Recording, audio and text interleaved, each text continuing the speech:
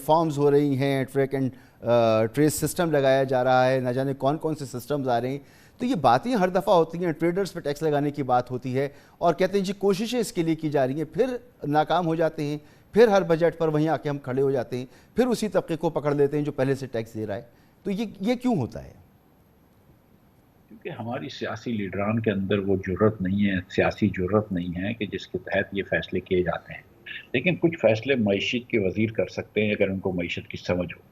لیکن کچھ فیصلے جو ہے نا وہ سیاسی لیول پہ لیے جاتے ہیں. دکانداروں کا ٹیکس اگر آپ کو لگانا ہے تو ایک سیاسی فیصلہ کرنا چاہیے. اس وقت تو آئی ایم ایف کہتا بھی نہیں تھا دکانداروں کا ٹیکس لگانا، میں نے کہا تھا کہ لگانا ضروری ہے کہ اگر پاکستان میں 23 لاکھ دکاندار ہیں اور صرف 30,000 ٹیکس بھر رہے ہو تو یہ زیادتی ہے. اگر آپ کسی تنخواہ دار آدمی سے کہتے ہیں، کسی ٹیچر سے، کسی نرس سے، کسی کیمرہ مین سے کہ 50,000 روپے کی تمہاری آمدن ہے تو اس پہ تم 5% ٹیکس دو اس کے اوپر، تو پھر آپ کا یہ فرض بنتا ہے کہ آپ دکاندار کو بھی کہیں کہ یار مہینے کے 3-4 ہزار روپے، روز کا 100 روپے تو ٹیکس بھر دے.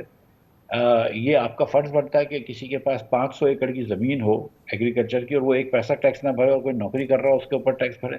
تو اگر آپ نے ٹیکس ایکسپینڈ کرنا ہے تو پراپرٹی کو، ریل اسٹیٹ کو، ایگریکلچر انکم کو آپ نے ٹیکس نیٹ میں لانا ہوگا. اگر آپ کہیں کہ نہیں میں صرف مینوفیکچرنگ کے اوپر ٹیکس کروں گا اور صرف سیلری کلاس کے اوپر ٹیکس کروں گا اور چھوٹے تاجروں کے اوپر بھی ٹیکس نہیں کروں گا تو یہ ناکافی ہے. آپ کو یہ ٹیکس نیٹ کو کھولنا ہوگا. یہ بڑا آسان ہوتا ہے کہ آپ 1% جو ہے وہ سیل ٹیکس بڑھا دیں کہ 17 سے 18 کر دیا تھا پچھلے سال. لیکن کیا کہہ رہے ہیں آپ؟ یہ کہہ رہے ہیں کہ جو چوکیدار جو ماسی صابن خریدنے جا رہی ہے میں اس سے 1% ٹیکس اور لوں گا، 18% سے ٹیکس لوں گا، لیکن میں بڑے لوگوں سے ٹیکس نہیں لوں گا. تو ملک تو اس طرح نہیں چلتے نا بھائی. دیکھیں آپ نے ٹریڈرز پر ٹیکس لگانے کی کوشش کی، نہیں ہو سکا. موجودہ حکومت نے ٹیکس لگایا، انسینٹیو بھی دیا، لیکن اس کے باوجود 35 لاکھ میں سے صرف 75 لوگوں نے جو ہے رجسٹر کرایا اپنے آپ کو. تو کون سی ایسی طاقت ہوتی ہے ٹریڈرز کے پاس کہ وہ جو ہیں حکومت کی مانتے ہی نہیں ہیں، اپنی مرضی چلاتی ہیں؟ کوئی طاقت نہیں ہوتی ہے. یہ انٹرنل پالیٹکس نون کی تھی اس وقت جب ہم کو ٹیکس روکا گیا تھا. اور یہ انٹرنل پالیٹکس جو ہے یہ کوئی سود مند نہیں ہوتی ہے. نون نے سارے ریفارم رجسٹ کیے لاسٹ ایئر، تو کیا نتیجہ نکلا؟ الیکشن میں ہم نے دیکھ لیا کہ کیا نتیجہ نکلا. تو یہ اب پاکستان اس نہج پہ پہنچ گیا ہے کہ جہاں آپ ریفارمز ڈیلے کریں گے تو آپ کوئی فائدہ بھی، سیاسی بینیفٹ بھی نہیں ہوگا. لوگ بھی ذی شعور ہیں، وہ جانتے ہیں کہ آپ وقت گزار رہے ہیں اور وہ نہیں چاہتے کہ آپ وقت گزاریں، وہ چاہتے ہیں کہ آپ کچھ کام کریں. اگر آپ فنڈامنٹل ریفارمز نہیں کرتے ملک کے فائنینسز کے، جس کے اندر این ایف سی ایوارڈ کو دیکھنا ضروری ہے، جس میں جو طبقے ٹیکس نہیں دیتے ان کو ٹیکس نیٹ میں لانا ضروری ہے، جس کے اندر ٹیکس کے نظام کو اور مؤثر بنانا ضروری ہے. اگر آپ یہ نہیں کریں گے اور آپ یہی جو پیوند لگا کے کام چلا رہے ہیں کہ ہم پھر سے نوکری پیشہ لوگوں کے اوپر اور ٹیکس بڑھا دیں، تو اس سے بہت زیادہ فائدہ نہیں ہوگا. سر آئی ایم ایف تو جو کہہ رہا ہے سو کہہ رہا ہے، ہم اپنے جو ٹیکس کلیکشن کا ہمارا ادارہ ہے ایف بی آر، اگر وہاں پر دیکھیں تو ایک تلاطم کی کیفیت ہے. وہاں پر کئی افسران کو فارغ کیا گیا ہے. کل بھی وزیر اعظم نے ایک میٹنگ کی، پھر ٹریک اینڈ ٹریس سسٹم کی انہوں نے لگانے کی بات کی. تو بجٹ قریب ہے اور ہم اس طرح کی چیزیں کر رہے ہیں. نئے نئے آئیڈیاز سامنے آ رہے ہیں، کچھ پرانے آئیڈیاز ہیں انہی کو لے کر سامنے آ گئے ہیں کہ جی وہ عدالتوں میں جو کیسز پھنسے ہوئے ہیں ان سے پیسے نکلوا لیں گے. تو یہ صورتحال تو ہم ماضی میں بھی دیکھ چکے ہیں، اور بجٹ کے قریب یہ سب کچھ ہوگا تو ہم کس طرح سے اپنے ٹارگٹس پورے کریں گے؟ دیکھیے یہ جو باتیں ہوتی ہیں نا کہ ہم عدالتوں سے پیسے نکلوا لیں گے، وہ پتہ نہیں کتنے ہزار ارب روپیہ جی. پھنسا ہوا ہے اس میں، آپ سمجھ رہے ہیں کہ پتہ نہیں کتنے پیسے نکالیں گے، 100 ارب روپیہ بھی نہیں نکلے گا. یہ خام خیالی ہوتی ہے اور یہ بیسکلی ریفارمز ڈیلے کرنے کی بات ہوتی ہے. یہ وزیر اعظم نے جو فرمایا کہ ہم 2400 ارب روپے ٹیکس، 24,000 ارب روپے ٹیکس جمع کر سکتے ہیں لیکن صرف 10,000 کرتے ہیں، یہ بات بھی میں نہیں مانتا. 24,000 ارب روپے ہم ٹیکس نہیں جمع کر سکتے. اگر آپ اپنے 70% اکانومی کو ایگزمپشن دے رکھی ہے اور صرف 30% اکانومی پہ ٹیکس لے رہے ہو تو یہ نہیں ہو سکتا، یہ ممکن نہیں ہے. اور یہ بیسکلی ریفارمز کو نہ کرنے کے بہانے ہیں. آپ نے بیسک کر رہے ہوں گے اور جلد بازی میں فیصلے نہیں کرنے چاہیے کہ آج آپ نے 20 لوگوں کو جو ہے وہ ایس ڈی بنا لیا، کل کچھ کر لیا.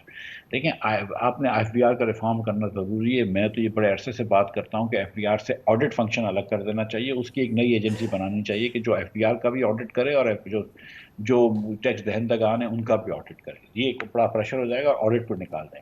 باقی انلینڈ ریونیو اور کسٹمز کو الگ کرنے کی بات تو مجھے سمجھ میں نہیں آتی ہے. اس کے آگے اگر چلتے ہیں تو آپ نے بیسکلی یہ بات ٹھان لینی ہے کہ ہر پاکستانی جو کہ صاحب حیثیت ہے اس کو ٹیکس دینا ہوگا.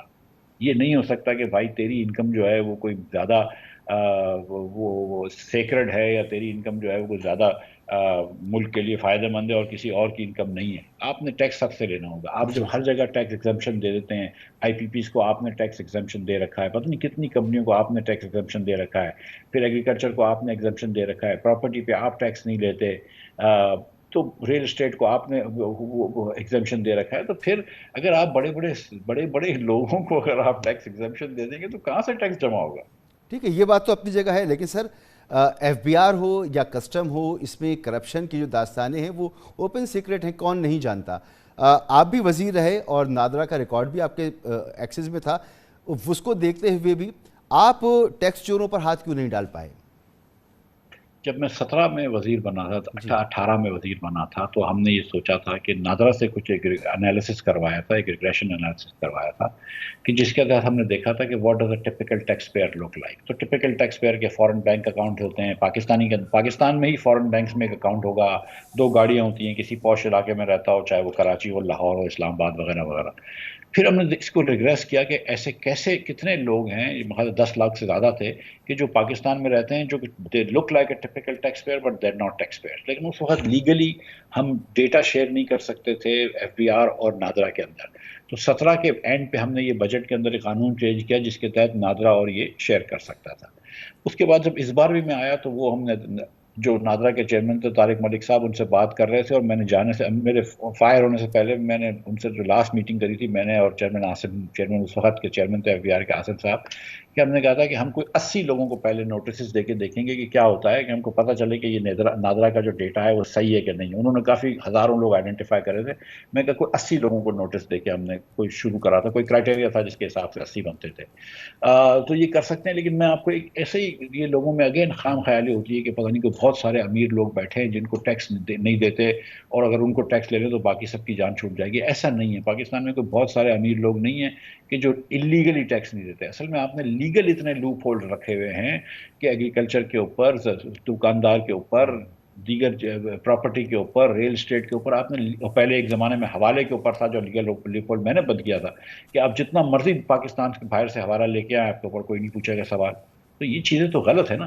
تو ہم نے پہلے یہ آپ سوچیں کہ ایف بی آر کو مرید الزام ٹھہرانے سے پہلے ہم کو یہ سوچنا چاہیے کہ کیا کیا قوانین ہیں کہ جو امیر لوگوں کو ایگزمپشن دیتے ہیں، ان کو تو پہلے ختم کریں نا، تاکہ وہ کم از کم لیگیلٹی تو ختم ہو، پھر اس کے بعد آپ ان سے ٹیکس لے سکتے ہیں. جی، بہت بہت شکریہ جناب مفتاح اسماعیل صاحب، سابق وفاقی وزیر خزانہ، ہمارے ساتھ موجود تھے.